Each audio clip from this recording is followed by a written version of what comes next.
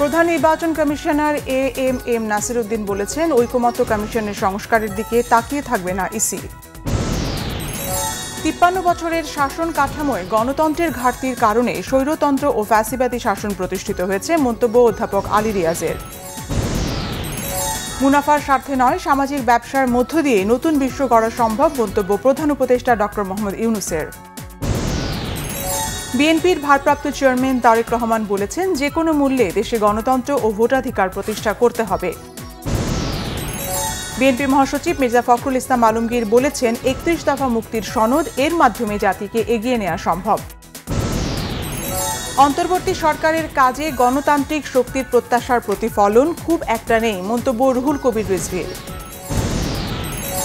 বাংলাদেশেও যুক্তরাষ্ট্রের মতো গণতান্ত্রিক প্রক্রিয়া প্রতিষ্ঠার আশা বিএনপি নেতা ইঞ্জিনিয়ার ইশরাক হোসেনের। সুচিকিৎসার দাবিতে ফের রাস্তায়, জুলাই আন্দোলনে আহতরা, রাষ্ট্রীয় স্বীকৃতির দাবি।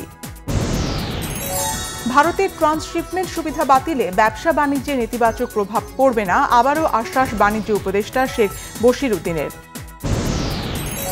এখনও শেষ হয়নি রানা প্লাজা ট্র্যাজেডির বিচার, জলজলে সেদিনের ভয়ঙ্কর স্মৃতি, আহতদের দুর্বিষহ জীবন।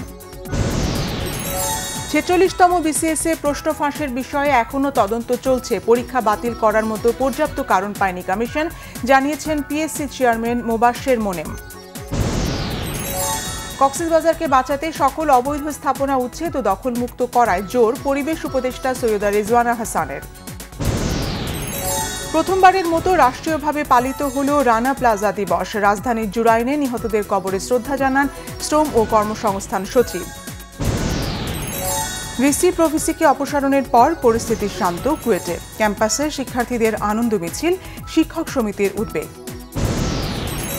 গাজায় ইসরায়েলি হামলায় আরও ৪৫ ফিলিস্তিনিকে হত্যা, আহত শতাধিক, হামাসকে অস্ত্র সমর্পণের আহ্বান মাহমুদ আব্বাসের। জম্মু ও কাশ্মীরের পেহেলগাঁওয়ে জঙ্গি হামলার জেরে পাকিস্তানের বিরুদ্ধে ৫ কঠোর পদক্ষেপ নিয়েছে ভারত, পাল্টা পদক্ষেপ পাকিস্তানের। ২০২৬ সাল পর্যন্ত সাফ ফুটবল চ্যাম্পিয়নশিপ স্থগিত, এবছরের জুন জুলাইয়ে শ্রীলঙ্কায় হওয়ার কথা ছিল এই আসর। মেরে ফেলার হুমকি পেয়েছেন ভারত ক্রিকেট দলের প্রধান কোচ গৌতম গম্ভীর, মেইল বার্তায় আইএসআইএস কাশ্মীর নামের একটি সংগঠন এই হুমকি দেয়। মস্কো আন্তর্জাতিক চলচ্চিত্র উৎসবের মাস্তুল চলচ্চিত্রের ওয়ার্ল্ড প্রিমিয়ার, উৎসবের ৪৭তম আসরে প্রদর্শিত হয় ছবিটি। কাশ্মীর হামলার জেরে পাকিস্তানি অভিনেতার সিনেমা মুক্তি পাচ্ছে না ভারতে, আবির গুলালের সিনেমা নিয়ে ব্যাপক আলোচনা সমালোচনা।